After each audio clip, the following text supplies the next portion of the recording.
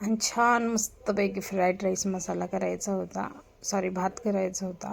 तर इथे छान मस्तपैकी भात शिजवून घेतला आणि त्यानंतर या मस्तपैकी भाज्या कट करून घेतल्या, कारण की जेवढ्या भाज्या आपण टाकतो तेवढंच तर छानच लागतात त्याच्यामध्ये. तर मस्त कांदा वगैरे तळून त्याच्यात भाज्या वगैरे टाकल्या.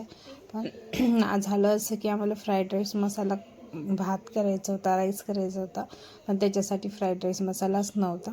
तर म्हटलं चला घरात जेवढे अवेलेबल आहेत तेवढे मसाले टाकले, मस्तपैकी सॉस टाकले वेगळे वेगळे, आणि खूप छान झाला होता. मसाला नव्हता तरी पण भात खूप टेस्टी झाला होता आणि सगळ्यांनीच आवडीने खाल्ला, लेकरांनी पण खाल्ला, सगळ्यांनाच आवडला.